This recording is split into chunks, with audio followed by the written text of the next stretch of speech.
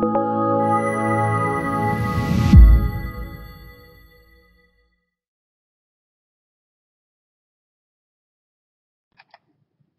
I'm Jacob Hornberger, president of the Future of Freedom Foundation, and this is this week's issue of the Libertarian Angle. I'm joined by my co-host, Richard Ebeling, who teaches economics at the Citadel. Richard, welcome back. It's always great to be with you on the Libertarian Angle and with our viewers and listeners. Likewise. Well, this wraps up our History of Economic Thought series. I think this is part 8. So it's been a nice little journey through the history of economic thought, where we started with Adam Smith and worked our way up through the Austrians and the classical economists and the marginal utility revolution, over through the monetarists and the Great Depression. And so we wrap everything up with the public choice school. So this will be a nice opportunity. Many libertarians have heard of the public choice school, but I'm not sure we all have a really good grasp of how it fits in with the history of economic thought, how it relates to Austrian economics. And so why don't you just carry it away and give us a rendition of what the public choice school is all about. Okay. Well, let me sort of put this in a context, and that is that what public choice theory basically attempts to do is to apply the logic of economic reasoning and analysis for an understanding of the workings and the nature of the political process. The best way to sort of appreciate this is that from the time of Adam Smith well into the 20th century, there was an implicit attitude by those who were concerned with economic policy and the making of economic policy, that in the private sector, people are concerned with their own pursuit of a self-interest. I mean, Adam Smith started that in The Wealth of Nations, that each man follows his own self-interest, but as if guided by an invisible hand in the free competitive market, he ends up serving the ends and goals of others, though it may not have been part of his conscious intention. But when it came to economic policy or governmental matters, the presumption is that the agents in the political arena are not guided by self-interest. They are high-minded, forward and far-looking individuals who are only concerned with some hypothetical conception of the common good or the general welfare. In the market, people are profit-oriented and are asking the question, what is in it for me? In the political arena, however, individuals are concerned with what's good for the society, what would improve the conditions of all of us. And it's presumed that the agents in the political arena, in this older conception of economic policymaking, that they were sort of like ethical eunuchs. They had no self-interest, no self-motive. Their goal was merely to serve humanity in their country or their society. And the presumption is that where it's a thing called a market failure, some people think that the market is not competitive correctly, or it generates monopoly, or there's unfair inequity in the society, or the government should sort of prop up certain industries and be less concerned with others through various regulations and interventions, that those guiding economic policy would be only motivated by what is good for the community as a whole, the national interest as opposed to private interest. Now, the public choice people emerged out of a setting in which they began to challenge this. Well, who were these to begin with? In fact, I would point out that the issue that one should understand government the same way one understands the market, you're dealing with individuals guided by self-interest, was already understood by a number of thinkers in the 19th century. But the fact is that it only emerged beginning really in the 1950s and 1960s with a group of writers and thinkers. The two most prominent ones, perhaps in terms of name recognition within the economics profession, if nothing else, would be James Buchanan and Gordon Tullock. James Buchanan was an economist who had studied at the University of Chicago with some of the leading members of the older Chicago school, including people like Frank Knight. And Gordon Tullock was a trained political scientist who had actually worked in a number of government agencies, especially in the Far East in the years immediately after the Second World War. And they came together with asking the question, does our understanding of the political process as taught to us by political science and how economists tend to look at economic policy making from the traditional perspective of economists. Did this give us an analysis and understanding of how the political process works? They argued that people treat the political process as sort of a black box. There's a problem with society, there's an immorality or an imperfection in the market, just have government fix it. And you never ask what's in the box or how what's in the box works.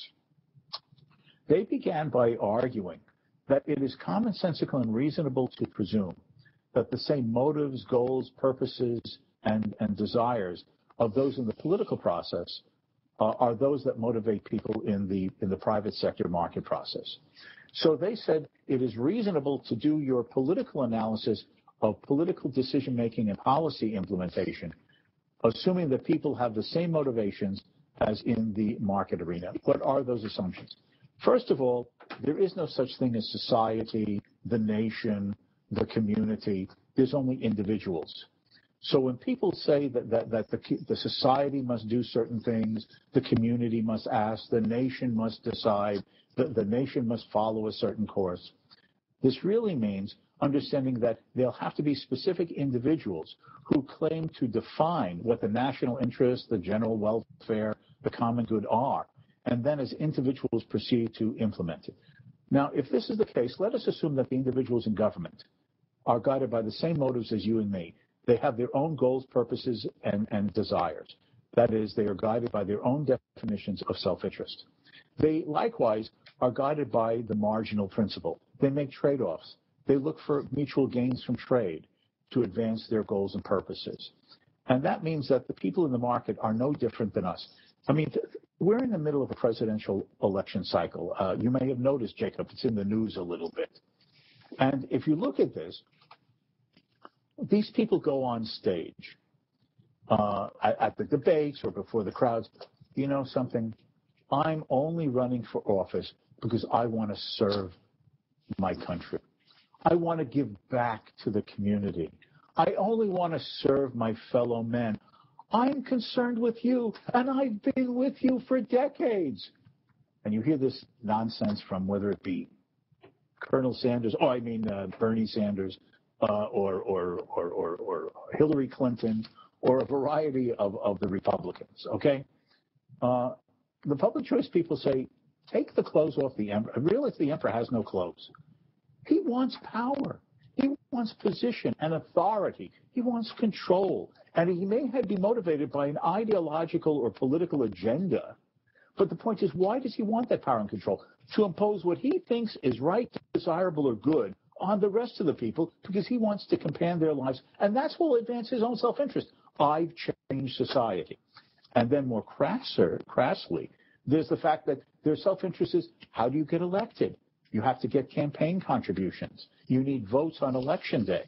You have to form coalitions of various interest groups to win when the ballots are both put in the ballot box and then counted. That means that that individuals come to you and want favors, and you give them things in return to have that power, position, and control. Now, the other element of this, and this is sort of a theme that taking off on public choice theory, Milton Friedman pointed out. He said that the political process is guided by a triangle, and this is what he called the iron triangle. The politicians, the bureaucrats, and the special interests. Well, who are these individuals who are individual politicians, individual members of the bureaucracy, individual members of various special interest groups? Well, politicians, as I said, they want power and position. They could want it because they want to impose an ideological agenda. That's sort of the Bernie Sanders guy who is authoritarian in his mindset. He knows how we should live and the standards of life and quality of life we should have. Then you have the politician who views himself as involved with his cronies to manipulate the system to improve the positions of those around him or who are aligned with him at the expense of others in society. And part of this also is just an egotistical thing, and that is it was being pointed out that even during his first term in office, Barack Obama would sit in the Oval Office with his senior staff members, and he'd put up his feet on the desk and say, what's going to be my legacy? How will I be remembered in the textbooks? Not very What well. will be my by earmarked legislation? You know, and this is how all these politicians think. Talk about an ego. For generations, the little kiddies will read about me in the history books. I mean, fathead. Okay. But this is what motivates politicians. Ego, power, and plunder. All to have this position in the political establishment that requires votes and campaign contributions. Well, what about the bureaucracy? You know, we're going to have the Environmental Protection Agency take care of this. We're going to have the Department of Homeland Security take care of this. We'll have the Department of Education take care of this. Who is it that's in these departments, bureaus, and agencies? Individuals. Do they not have their own self-interested and guided motives? A job, a promotion, more perks, a larger office, more power and authority of decision-making. All of this is what guides bureaucrats. How can I justify going before the congressional committee that will determine budgetary allocations so that I have either not just the same budget, but a bigger budget? So there's needing more staff, more chances for promotion, higher salaries, including for me to have greater authority. And so their goal is to always rationalize and justify what they're doing and how they're doing and why they should do more of it. Now, I'm sure many listeners and viewers follow the political cycles of what happens in Washington, D.C. I would challenge any of our viewers and listeners to think back, whether they follow politics and Washington events in a big way or a small way. How often have you heard the head of some government bureau, department, or agency go before the Congressional Budgetary Commission and say, Mr. Congressman, you know that problem for which you set up our department, bureau, and agency? It's fixed. Mission accomplished. Job well done. You don't need us anymore. So I'm requesting a 50% cut in our budget this year and laying off half of the department staff. And the second year to basically wind down and close it, and that includes me too. I challenge any viewer and listener to tell me when they ever heard a head of a government bureau, agency, or department go before a budgetary committee in Congress and say that. No, that's their rice bowl. They make a living by finding problems to cure. But the only way they can justify problems to cure is to say, there's market imperfections, there's social inequities, there's negative externalities of some people's actions on others. And that problem that you set us up for, it's bigger than we thought. We need more power. We need more money. And even if it seems like we've been handling some of those problems for which you set us up for, because you might ask, what did we do with the money we spent last year? Our mandate says we should do X, Y, and Z. We did an X, and we started doing the Y. But that Z, we hardly touched that. We need more money. Another way of thinking about this, to concretize it, once the Department of Homeland Security was established under George Bush, it will never go away. Even if hypothetically by some objective measurement, it could be found that global terrorism and all threats to the United States have been solved. Do you know what? The head of the Department of Homeland Security will never go before Congress and say, mission accomplished, sir. There's no longer terrorist threats. You can cut our budget to zero, and I'm going back to earn an honest living in the private sector. No. There's more of a terrorist threat, Mr. Congressman. And merely because there's not been a major attack like 9/11 on America, that just shows how wise it was for you to give us that money and that staffing. But to keep us safe, you need to give us more money and larger staffs. And that will assure that the way we've protected us so far, we'll keep protecting you.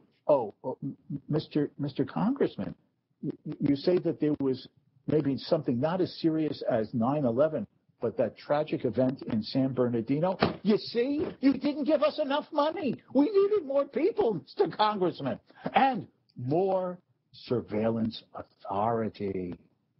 Yeah, let me interrupt there for a second, just to reinforce the point, and because I said this early on in the war on terrorism. They win either way. that if there's no terrorist attacks, they say, oh, well, see, we need to stay in existence because we're preventing these terrorist attacks. Right. But if there are terrorist attacks, they say, see, we're really more important than ever because we got to stop more terrorist attacks from coming. Right. So it really reinforces your point that they're in this thing for themselves. Yes, and apply that logic that I expressed and you just did to the Department of Education, to the Department of Health and Human Services and so on, to the Department of the VA, to the Department of Labor, the Department of Commerce, to everything. And you understand why, from the bureaucratic side of that iron triangle, as Milton Friedman called it, the bureaucracy will always justify, rationalize, and plead for maintaining themselves, growing it, and adding to their authority, their budget, and their staffing, because that's their rice bowl. Now, by the way, compare that to earning a living in the private sector, in the private enterprise system. How do you earn a living? By solving people's problems. A better detergent to get your shirt whiter in the washing machine. A better hand soap. A safer car. A tastier cup of coffee. Right? A lighter and visually better pair of glasses. A better video piece of equipment so you and I can do this kind of things and share some ideas with our viewers and listeners. You make money by solving problems. In the bureaucracy, in government, you maintain your budget and your position by never fully solving the problem and justifying more government control by saying there's a never-ending problems. But, of course, every further reach of the government extends their power and reduces that segment of the private sector not yet under the ambit and the embrace of political authority. So that's the bureaucracy. Let me interrupt you for a second, too, because it brings to mind a personal experience I had in college. And I was at a state-supported school, and I was on the debate team. And I remember our debate coach saying to us at the end of the season, we have this amount of money, and we've got to spend it. We got to spend it all. And so we look at a map and see where are the best tournaments we could travel to and having steak dinners and all. And the reason was that if we didn't spend all the money that was allotted to us, we wouldn't get the full amount the following year. They would give us only what we had spent. So there was this incentive to spend everything, even if we were just wasting the money. And that's the way these bureaucracies work, as I understand it, Richard, that they have to go out and spend everything they get or they don't get it the following year. So there's this incentive. Use it or lose it. Right. And then the third element of this triangle is special interest groups. Now, what do these special interest groups want? They want to obtain things through the power of the government, regulation, redistribution, that they cannot peacefully and voluntarily acquire from their fellow citizens. A businessman wants to have a larger market share, a larger profit margin. He's failing to do so under the pressure and the effect of either domestic or foreign competition. How do you get the market share or the profit margin that you cannot win honestly by making the better and less expensive mousetrap in the marketplace? You go to the government. Give me a regulation to restrict domestic competition. Give me a tariff or a quota limiting the entry of a foreign product into the United States. License my potential competitors to limit entry into my sector of the economy, and so on. I need a subsidy because something that I'm producing is worthwhile, but the consumers don't value it enough to generate revenues to cover my full costs of production. Please give me a subsidy to cover part of my expenses and to give me a profit because it's really good for the nation as a whole. Then there are others who have a false sense of philanthropy. And what is that? You know, there are people who are less well off in society than ourselves, and we need to give them a helping hand. And they go out and they try to persuade people to give them support through charity and philanthropy, but they're disappointed, they're frustrated that their ability to persuade and argue with their fellow citizens openly and peacefully and voluntarily, it does not meet the targets or the goals that they want. So they run to the government and say, we want other people's money that these people will not freely and voluntarily give us for the good causes that we value and desire to advance and achieve. Or environmental issues. People don't want land to be used in certain ways in some area in which they live or they have an interest in. Rather than going to people and trying to reason with them or persuade them about their land use, or even to say, wait, I'm going to get together with people who are similar to me and we're going to buy you out to save this as a wilderness nature area rather than you doing a development project. No, they cannot either find or they're unwilling to put their own money where their mouth is, so they run to the government. Please, Mr. Government, declare this a natural wilderness area as either a state or a federal park or other regulatory and EP regulations limiting, hampering, or prohibiting how people can use their own land because I can't persuade them to use it differently, or I am not willing with others who share my views to put our own personal and private money where our mouth is to buy up the land and preserve it the way we would like it to. So instead we will use government and government collected taxes to make other people accept and fund what we desire. The list can go on. Crony capitalism, compulsory philanthropy, ideological goals about the environment of the planet is just one instance of this that can go on and on. These are people who cannot persuade their fellow men, either in the market or through private philanthropy, to do what they want and supply the money they desire, so they run to the state for it. That's the iron triangle of actually how government works: the politicians, the bureaucrats, and the special interest groups. Yeah, let me throw in a couple points on this to reinforce what you're saying. Is that, the progressives brought into existence all of these regulatory commissions to regulate and control the excesses of the capitalist system. But inevitably, what ends up happening is that the business community ends up getting their people in these regulatory commissions. So they end up controlling the regulatory commissions, and then the progressives start railing against this. But they're railing really against their own system because, as you point out, people are operating out of their own self-interest. A lot of these regulators get in there thinking, well, heck, when I get out of here, I'm going to need a nice job. And where do they get the nice jobs? But they're in the businesses they're regulating. You see this a lot in the military, too, with the military contracts and the Pentagon. People retire and they go into the defense industry. And then another point to reinforce what you're saying about this compulsory philanthropy is higher education. Because, in a pure classical free market society, a university would have to go to people and ask for donations. So here in Virginia, there'd be a certain amount of people that say, okay, we're going to donate X amount of money to support the University of Virginia.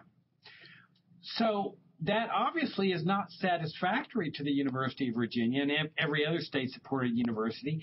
They say, well, we really need to compel people to donate more, and that's what they go to the legislature for. The legislature says, okay, we're going to tax people to fund the university to a larger extent than what the voluntary donations would bring. And then they say, oh, we're doing this for you, we're doing this for society, but they're really doing it only for themselves, Richard. That's where the plunder bun comes in the welfare state. Right.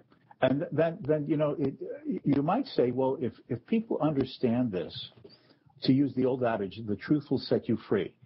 If once people understand that the emperor has no clothes, this is the real nature of those interacting in the political process, why do people put up with it, accept it?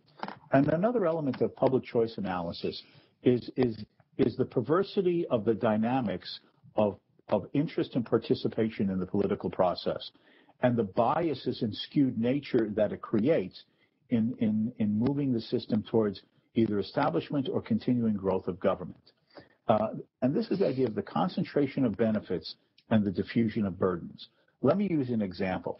Suppose that you have a population of 30 million people, and you announce that you're going to impose a tax of $1 additional per person, okay? And so therefore the government takes in an additional $30 million, right? $1 times 30 million citizens, tax-paying citizens. And let us suppose that the government then gives that $30 million to a special interest group made up of 30 people. That means that each one gets $1 million, okay? $1 million. Now ask yourself, if this policy exists or is being proposed, who will have the strongest incentive to either be for it or oppose it? And the logic of public choice theory is the following. Those who expect to get $1 million per person in a 30-person special interest group due to this redistribution, each of them have a strong motive and incentive to become knowledgeable about the positions of their congressmen, to lobby and petition them, and to do everything in their power to establish such a redistribution and to see that it's never taken away. Even if you had to get together with the other 29 people in this 30-person special interest group in the society, and each of you had to cough up $100,000 as your individual contribution to hire professional lobbyists to see that the legislation was drafted in a way that it would collect taxes from everyone, but gear it and siphon it in your direction, okay? $100,000 cost or investment to make $1 million off a government redistribution.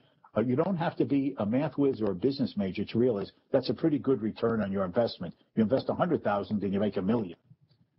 So those who will be the concentrated recipients of the government largesse, the benefits, the redistributions, they have a vast incentive to be knowledgeable, active, and participating to see that the legislation and the regulations and the redistributions move in their way. But what about the rest of the society? Isn't the rest of the society bearing the burden of this? Of course they are. Each one of us has $1 less in our pocket. And if it wasn't for the $1 less of the 30 million of us, there would be no $30 million to redistribute to the special interest group of 10.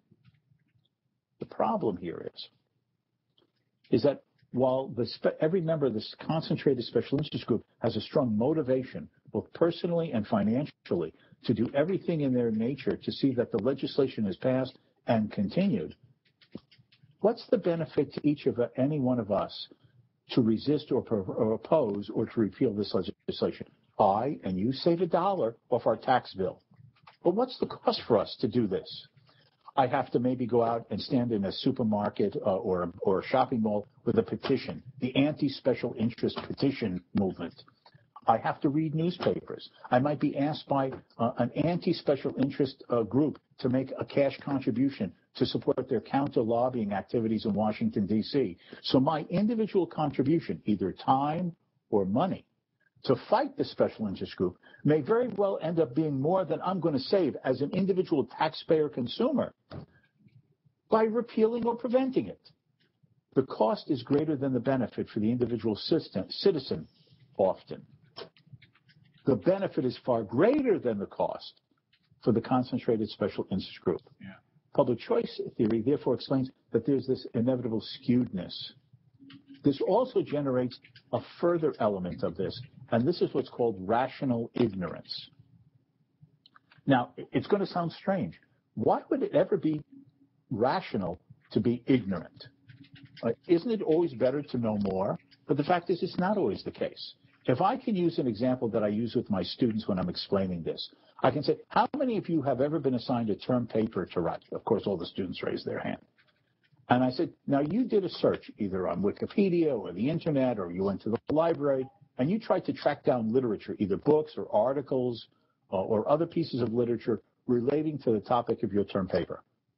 Did you read everything, absolutely, possibly 100%, that would be relevant in some little or big way to your writing a good quality A+ term paper?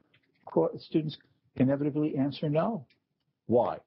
And when I press them, because their time is too valuable for this. Yeah, they read a bunch of things, but if they kept reading more and thinking about it and tracking down more references, what about the other classes they have to study for? What are the other exams they have to be preparing for? What about other term papers they have to write? There comes a point in which it is too costly to acquire more information, even when you know that that information is there and you hypothetically would know where to find it. At the margin, you choose to intentionally remain ignorant of some things that you know you could know more about because the cost of acquiring that extra information is too great relative to other things that are pulls on your time and your intelligence and your attention. Now, the same logic applies, Jacob, to the political process. What is the likelihood of you, Jacob Hornberger, voting in the next presidential election and tipping the balance in determining who becomes the president of the United States, even if you cared about it. Okay? Yeah, there are occasionally close elections, hanging chads in Florida and everything, but in the real world, one person's vote does not matter.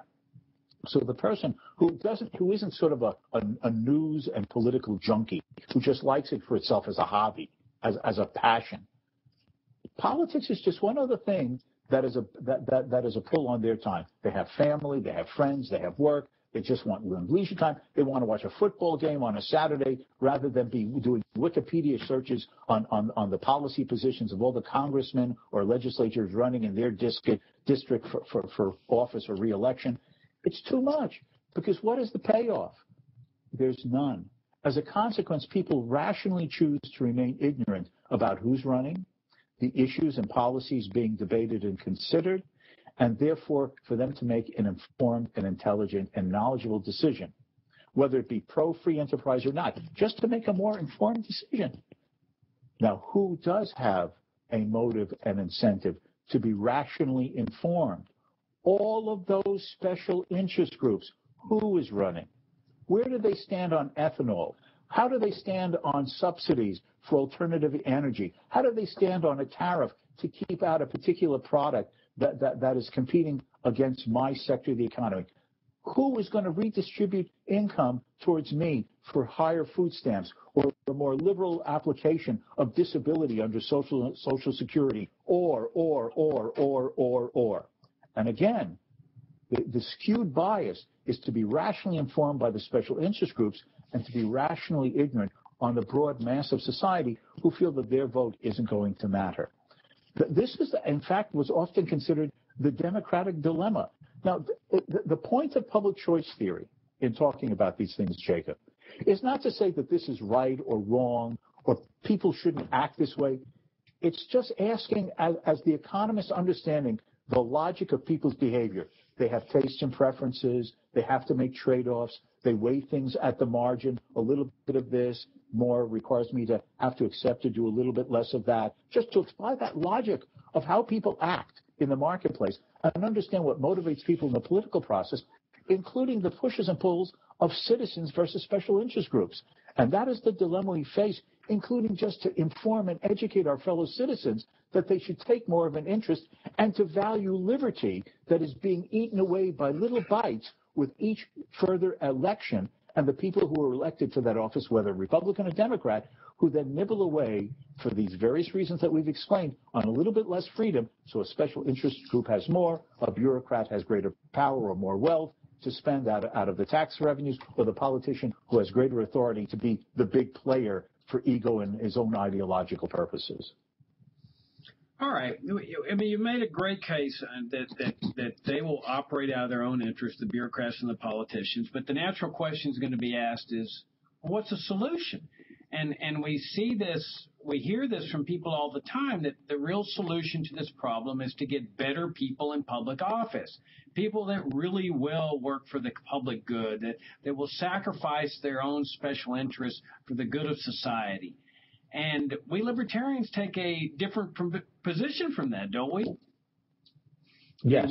We say that that's not possible, that this affliction afflicts everybody, that you can put the greatest saint into public office and they're human beings. They're going to start, power tends to corrupt. Absolute power corrupts absolutely. That's what Lord Acton's dictum was. And so that whoever you put into public office, no matter what a good person he happens to be, inevitably he's going to be operating in his own self-interest simply because he's human. So we libertarians say the solution is not to get better people in public office. The solution is to separate the economy and the state, to dismantle the welfare state, dismantle the national security warfare state, so that when government lacks the power to do these good things for people in the economy with tax breaks and privileges and tariffs and protectionism, subsidies, when it lacks the power to do all these things, then there's less incentive to get into public office because there's less good things you can do for people. There's less bad things that you can do to people. And same thing with the welfare state, the warfare state. So the ultimate answer really to all of this public choice problem, it seems to me, Richard, is this concept of separating the economy and the state the same way our ancestors separated church and state. That's true, but that requires to take the long view always. Because the point is, the task of the advocate of liberty is a demanding and difficult and often depressing one. And that is not meant to dissuade people from who believe in liberty. But the realization that precisely because of the dynamics of the type of things I've tried to summarize as part of the components of the public choice approach and what motivates people in one direction or another, the costs and the benefits, the interest that people take or do not take in something, it requires us to take a very long view to slowly but surely change the cultural and political and social and philosophical terrain of the society in which we live. It requires us not to be concerned with who's going to win the next election, though, of course, who wins in the next election can have a lot of influence on specific policies that then are implemented in the years just ahead. But the point is that we have to ignore, per se, who's going to be elected next or what specific policy they will be implemented. Our task is to be focusing on a change in the undercurrent of political belief attitude about man, human relationships, and the role of government in society. It is an arduous and time-consuming and demanding task, but it's ultimately that way. That is our task. And we have to be careful not to be sucked into or to become excessively despondent about the reality of everyday politics and the outcomes of specific elections. Friedrich Hayek argued a long time ago that the current politics of today are the product, the outcome, the percolated result of a series of ideas that had been emerging and then slowly but surely affecting the minds and beliefs and attitudes of people in society beginning decades ago. If we want to change what happens in the political arena 20 years from now, 10 years from now, even 5 years from now, we have to ignore that and to be changing the climate of opinion, to raising with people in the most general way, how should man live? How should he interact with his fellow humans? And therefore, what is the role of governments in society as protector and not plunderer? In an environment in which people have been so bombarded by the idea that government is there to help you, to assist you, to do things for you, and certainly often because they know better than the ordinary person, and then overcoming the fact of the special interest factor that many people will fight tooth and nail to keep what they have from the state because they're concerned that in an open market they couldn't retain it or have it to begin with. That's a difficult task, but it's in the realm of ideas that the case for liberty has to be established, particularly in the context that the more the government intervenes, regulates, controls, redistributes, slowly but surely, the worse the economic situation becomes for a growing number of people in the society. Just think of the politics today. Again, I'm not talking about the concrete case. The general frustration, anger, disappointment in your face that many people on the right and the left, in the usual sense of the political spectrum, feel about establishment Washington politicians today. Are they going for candidates that offer the kind of solutions that you or I want? No. But government is too big. Government is too corrupt. Government is too crony. Government just favors some at the expense of others. Government is preventing me from keeping that which I've honestly earned and giving it to others through political redistribution that they really don't deserve. People are sensing that something is wrong with the system. They're having an appreciation of the symptoms of the disease. What they don't fully appreciate and therefore go in wrong directions in terms of politicians who they think will cure it, they don't understand the cause of the disease. And the cause of the disease is a society in which individual rights are not protected, and the state is not viewed as a protector, but as a redistributor and a regulator and a plunderer.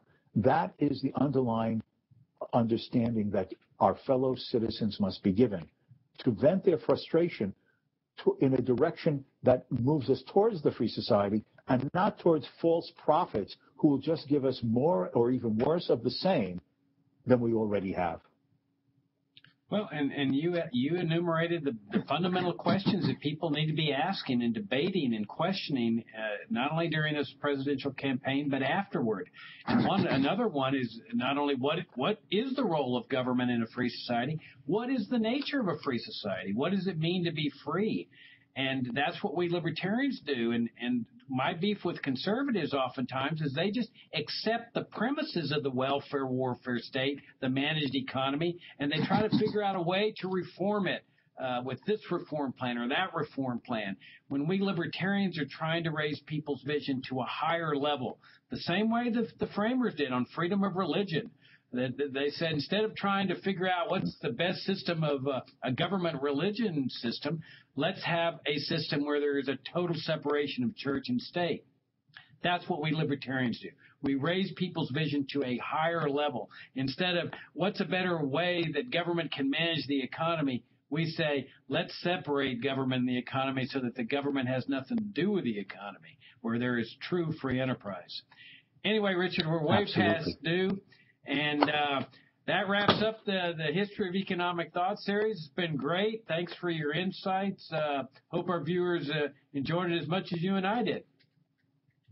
Thank you to all of the viewers and listeners for patiently listening or viewing these. And I also want to thank the comments that a good number of you have made on how much you have enjoyed the series, or even a few criticisms on how it can be done better in the future. But thank you all very much. Yeah, great. Okay, Richard, until next week. See you then.